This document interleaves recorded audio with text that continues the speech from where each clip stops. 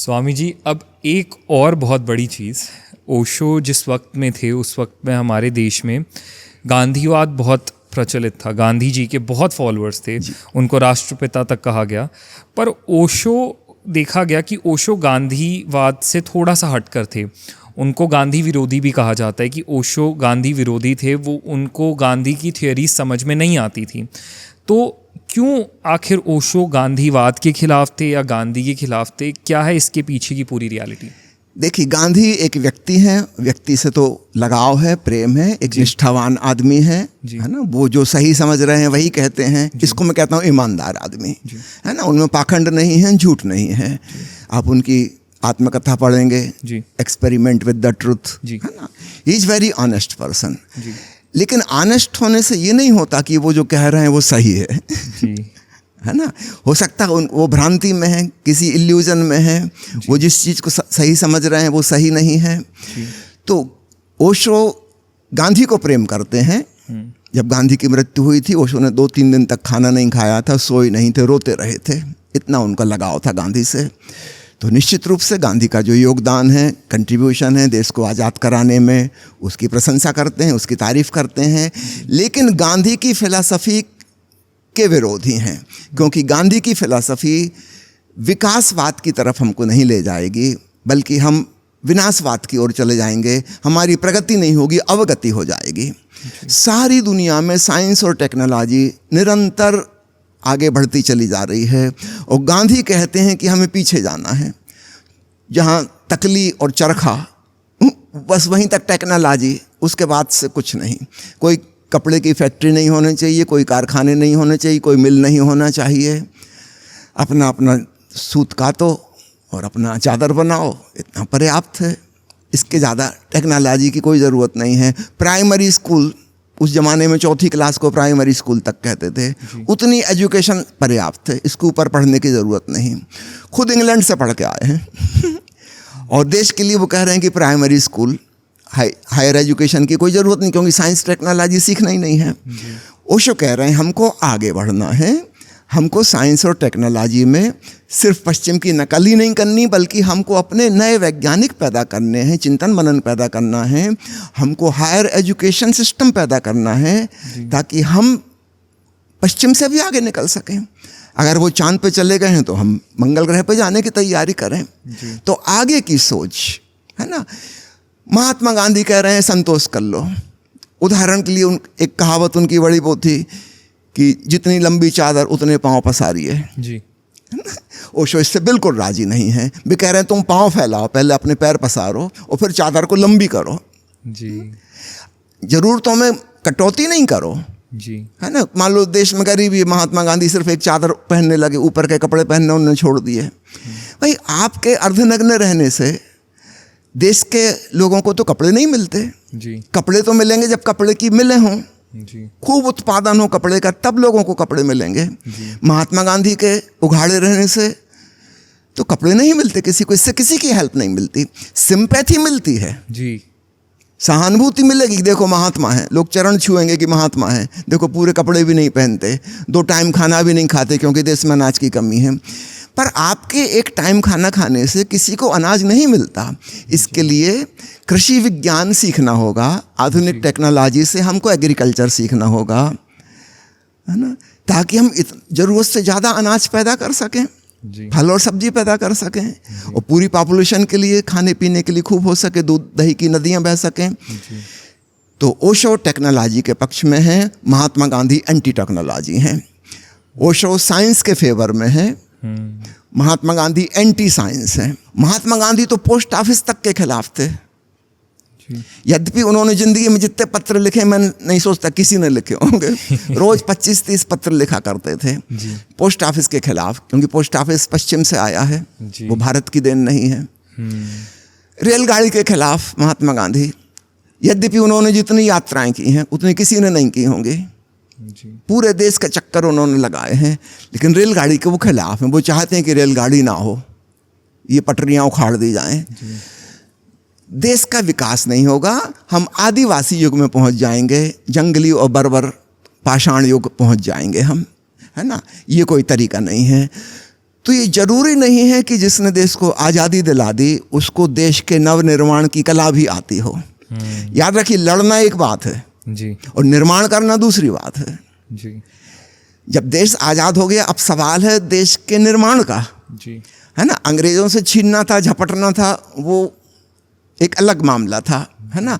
अक्सर ये होता है कि जो लोग थोड़े विध्वंसक प्रवृत्ति के हैं वो छीन झपट तो कर लेते हैं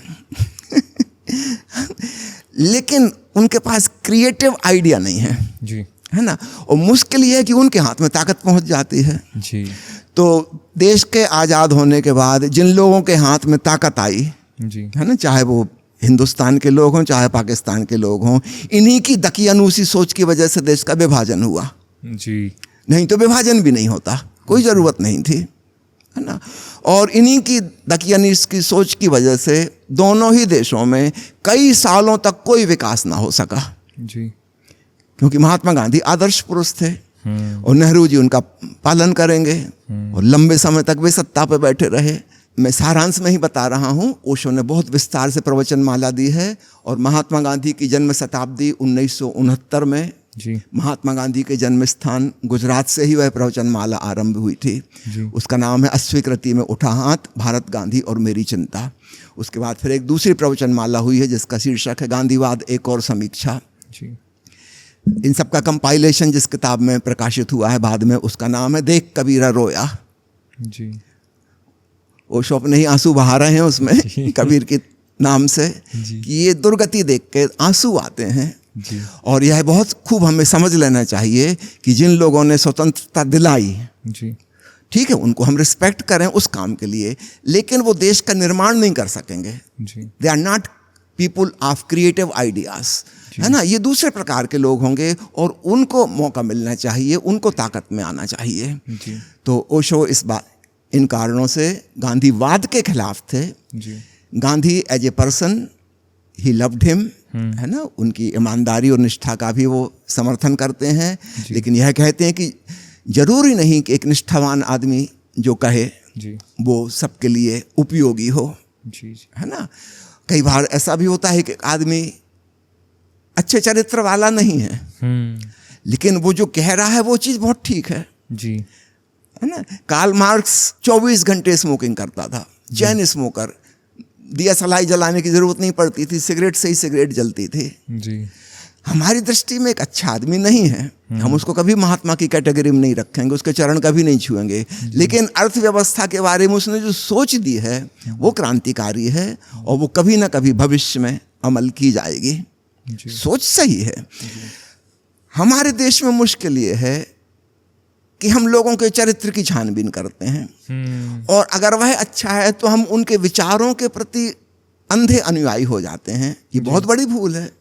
एक आदमी हो सकता है बिल्कुल सज्जन हो, सच्चरित्र हो, शराब नहीं पीता, सिगरेट नहीं पीता, पराई स्त्री से संबंध नहीं रखता, मांसाहारी भोजन नहीं करता, कटु वचन नहीं बोलता, गाली नहीं देता, सब प्रकार से अच्छा है, लेकिन इसका ये मतलब नहीं है कि उसके चिंतन मनन सही होगा। जी हो सकता है बिल्कुल गलत हो, जी बिल्कुल गलत हो, इसका विपरीत भी सच हो सकता है। तो व्यक्तित्व से उसके कृतित्व को अथवा उसके चिंतन मनन को नहीं तोलना चाहिए। हमारे देश में ये गलती बारंबार हुई है ना। कोई व्यक्ति अपने आप को महात्मा सिद्ध कर दे, अच्छा आदमी सिद्ध कर दे, बस पर्याप्त है। अब हम उसके अंधे अनुयायी हो जाएंगे, वो जो कह रहा है वो सब ठीक कह रहा है। ओशो कहते हैं हमें अपने महापुरुषों पर विचार करना चाहिए जी। और ये वाली बात सिर्फ गांधी पे ही लागू नहीं होती, बुद्ध पे भी लागू होती है, महावीर पे भी लागू होती है।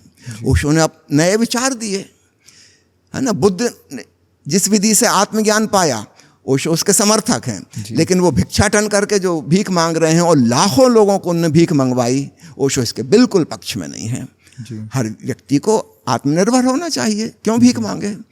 और आपको ध्यान करना है, इसका क्या मतलब दूसरों की क्या जिम्मेवारी बनती है कि वो आपके लिए कपड़ों का इंतजाम करें, भोजन का इंतजाम करें और आपके लिए आश्रम और मठ बनाएं।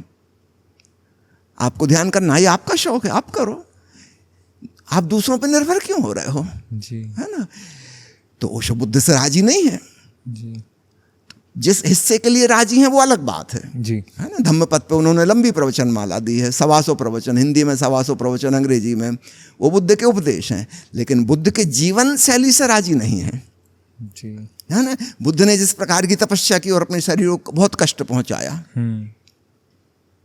उससे बिल्कुल राजी नहीं, उसकी कोई जरूरत नहीं है। ध्यान तो भीतर डूबने की बात है, शरीर को कष्ट पहुंचाने से क्या होगा। तो ओशो त्याग के खिलाफ हैं, तपस्या के खिलाफ हैं, भिक्षाटन के खिलाफ हैं, तो बुद्ध की 1000 बातों से राजी नहीं है। तो हमें अपने महापुरुषों पर पुनर्विचार करना चाहिए जी। तो अकेले गांधी ही नहीं, ओशो ने अतीत के सारे महापुरुषों के, उनके जीवन को, उनकी जीवन शैली को, उनके कृतित्व को और उनके विचार को और उनके दर्शन को, उन सबको अलग अलग खंडों में बांट के प्रस्तुत किया। जिस चीज़ से वो सहमत हैं उसकी भूरी भूरी प्रशंसा की, और जिस चीज़ से सहमत नहीं है कठोर शब्दों में उसकी आलोचना की, ताकि ये कहानी दोबारा रिपीट ना हो।